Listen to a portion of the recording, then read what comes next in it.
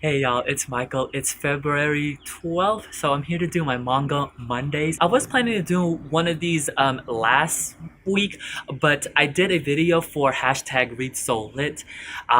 So go check that video out. It's my thoughts on The Bluest Eye by Toni Morrison for Black History Month. So for a while, I would wake up in the mornings, right? Usually I wake up around 6 o'clock in the mornings to go to work, and I would hear this rooster. Like I thought I was going crazy. I was like, is that a rooster? So I would go to my bathroom, like getting ready to take a shower, and I would hear a rooster, and I was like, I think I'm going crazy. You just woke up, and I was like, is that a rooster? And then I told my next door neighbor who. My cousin next door, and I was like, I swear there's a rooster I keep hearing every morning. And then she's like, yeah, there is one in our neighborhood. And I was like, are you serious? She's like, yeah, someone in our neighborhood has a rooster. Cock-a-doodle doos every morning. And so if you hear it, that's what's happening right now because you, it was just it was just making noise. So someone in my neighborhood has a rooster. I don't know why. Unless they're gonna eat it. And also, when is winter gonna be over? Because I just realized I am almost blending in with this brown, with this coat on. In addition to the mangas that I am currently reading, I thought I would let you guys know which simulcast that I like because I'm watching actually a lot of them. Last time I counted, it's like 20-ish simulcast that I'm watching. So currently right now, like usual, I'm still continuously reading A Silent Voice by Yoshitoki Oima. So I'm currently on volume 5 right now, and I believe there are seven volumes. So I'm almost finished, which is great. I am going to do a full-on review of this manga. Now the thing is, I am gonna wait until the Blu-ray comes out here in the US because I can't get the Blu-ray from like Australia where they sell it, so I gotta have it shipped over here. It's gonna be really expensive. Blu-ray movies have regions, like the Blu-rays, they have regions, and sometimes you can't play it in certain Blu-ray players. UK, Australia, some other countries doesn't play in US Blu-ray players, so but I think it's going to be released hopefully soon. Hopefully in the US because I really want to watch it. I did finish that first volume of Bunny Drop, so I will be getting volume 2 at my library whenever I have a chance. So while I was at the library getting Bunny Drop, I did start on Gantz by Hiroya Oko Works. Hiroya Oko? Yeah, so I have volume 1 right here, and then this is volume 2. I did recently just finish volume 1, and I'm going to start on volume 2 soon. I literally just finished this. This is an old manga. I've never actually read this before, so this was like my first time even exposed to it. And I posted a status on my Facebook, and some of my friends were like, "Oh yeah, it is violent, and it's really violent." And truth to be told, I didn't even know that much going into it, so I was just like, oh. But here's the thing, I am really interested to see where this goes. So basically there's these two boys that dies helping this man from a train track, and they get hit by the train and they die. But then they end up in this weird, I don't know what it is exactly yet, but it's like this weird limbo-esque style, and then it's like almost Hunger Game-ish where they have to kill someone, but it's almost like a reality show. I don't really know what's going on, even from the first volume, but it's so intriguing, and it's really violent. Like it's really made for mature audiences. I'm really liking it, and the art style, it's really like in your face because it's not really it's not really worried that much about the environment. It's like a lot of big open panels, and I really like it. It's detailed in that way because since the panels are so big, like there's a lot of room for characters expression and like details into the characters, so I'm really liking it and I will continue reading this on. So yes, I watch animes from two sources now. I used to only just watch it from Crunchyroll, but since Amazon got rid of their anime strike, now they just include it in Prime. I'm watching anime through that. When I watch TV shows, it's really hard for me to binge watch. Like I don't know what it is, but I just can't sit there and just binge watch a TV shows. It's really hard for me to do it. When I do binge watch, well, binge watch in a way, like binge watch, with my cousins, you could tell, like I always stop it at a point, like even halfway through. Like we can't go through episodes 1 through 11. I always stop at like episode 5 or 6, and I have to take a break. Like I just can't binge watch it, and I enjoy watching animes episode by episode because it gives me time to like contemplate and enjoy the artwork, things like that. That's just me, and that's just how I view TV. That Amazon doesn't have, they only have 4 simulcasts compared to Crunchyroll's like a lot of simulcasts. But I think that the main difference, you could really see the difference, is that Amazon, their simulcasts for this season are more mature than anything than what Crunchyroll is putting out. And there's 2 that I really enjoy because they're only showing 4 in Amazon, but I'm enjoying really 2. One is After the Rain. Oh my god. I First off, it is beautifully animated. It is gorgeous to look at.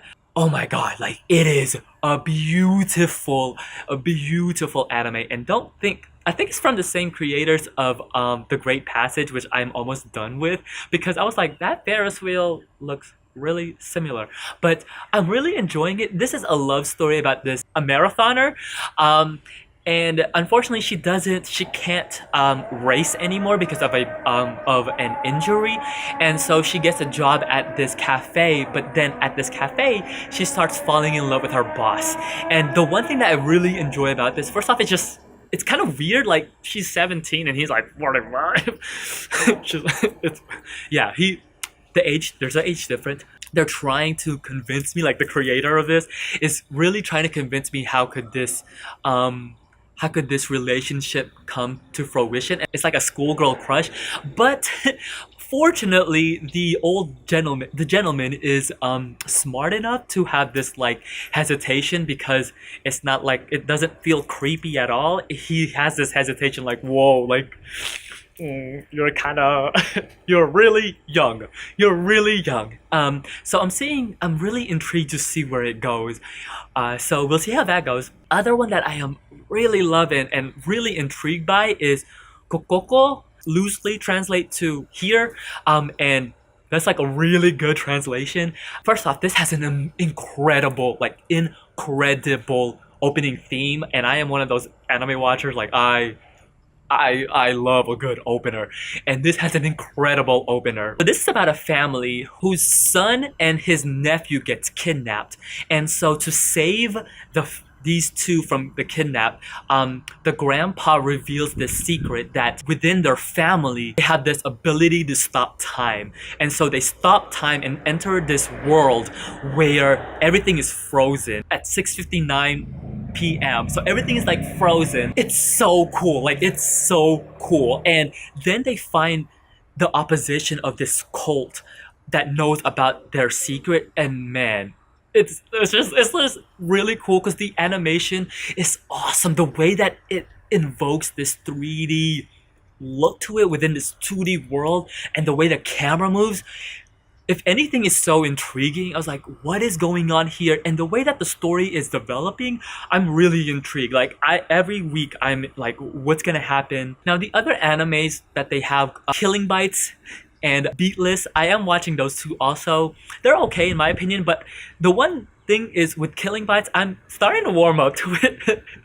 It's kind of like really campy, and it's like one of those games where anytime they say the word Killing Bites, take a shot and see how far you can go through the episode, because they say it so many times. Crunchyroll, they have a ton of great simulcasts going on this season. So I'm not going to talk about the ones that are like ongoing, like The Ancient Magus' Bride, and another one I'm watching, Black Clover. let me just stop at saying this. Black Clover is one of those animes where in the beginning I was just like, yeah. But as we get further on, first off, Asta's voice was annoying as hell. But I found out that I think they took that into account because the second part of this first season, it's not as annoying, and I don't know if that's just because I'm so used to it now, or they toned it down because to me it's not as bad as now, but now we're at a point of the anime where it is really intriguing because I'm really interested to see where this is going, and I find myself excited to watch it every week. I was like, okay, let me see. But Ancient Magus' Bride is obviously still really good. So let's talk about some of the newer ones.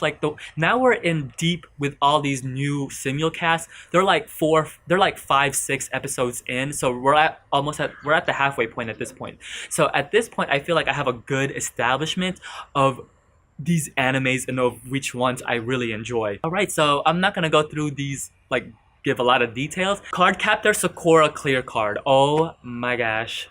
I love this so much. Growing up, Cardcaptors was one of the animes that I started off with. I would have to say, unfortunately, my original waifu is obviously Usagi. She's so important to me. But Sakura, Cardcaptors I really enjoyed growing up watching. It was just like one of those monster of the week type of thing that I was just like, yes, release. While Clear Cards follows a very similar beat per beat, something about it feels really different. I don't know what it is. I can't pinpoint to it yet.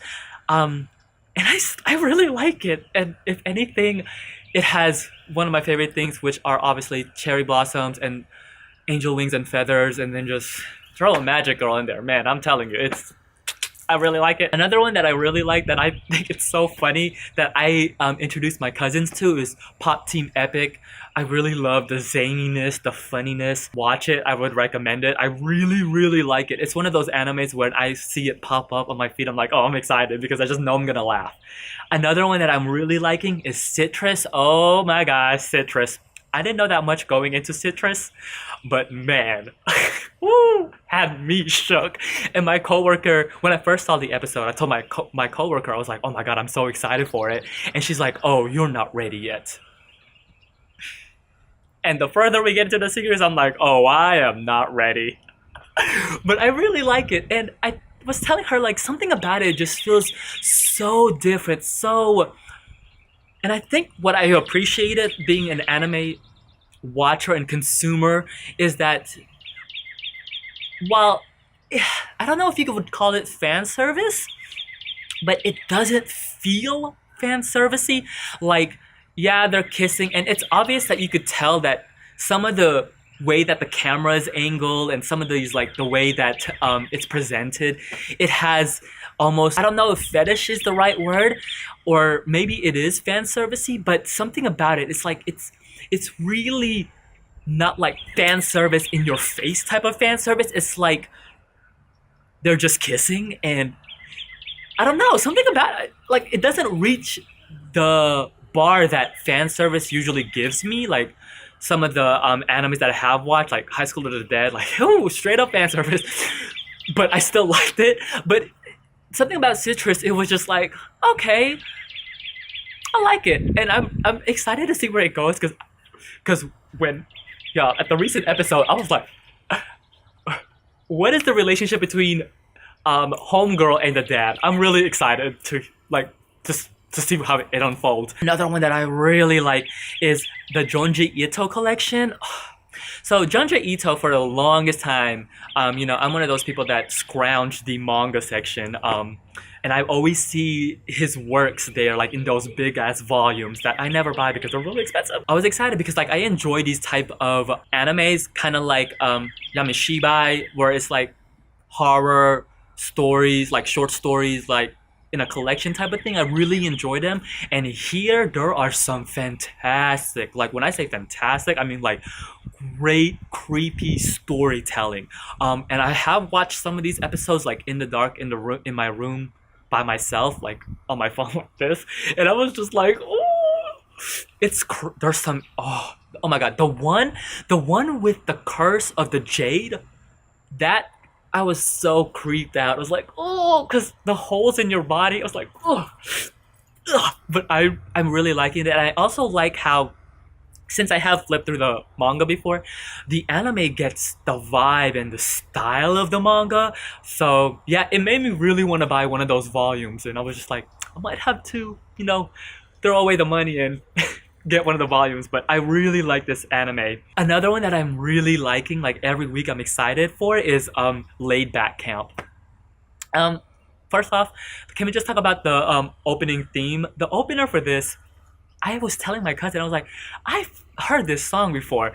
And I was just like, it sounded like the Jackson 5's ABC. And my cousin was like, it does. But listen, I like it. This is a perfect example of an anime that's really not doing anything. Like, it's not really, it doesn't have like, like a story, you know what I'm saying? Like a story. It doesn't have like character develop, like a character study type of thing. But I love this because this is one of those examples where anime as a medium is really great for anything. And literally this anime is all about camping. And I love it so much because when I'm watching it, I feel so relaxed and I feel like I'm camping myself. I just really enjoy it in the sense like it makes me feel really serene and calm. I think this is one of those animes where it's more of a feeling that it conjures up in me instead of like, yeah, the story, character development, that type of thing. Like, I just really like it. It's one of those. It literally is one of those things where it's just like, I really just like it. Arakai Jozo no Tagaki-san. You heard that, Rooster? I love this so much. It's so heartwarming and just so charming. This is about this little girl, Tagaki, who basically teases Nishikata, and it's just basically her teasing him. I just really enjoy it because it's just so charming and lighthearted.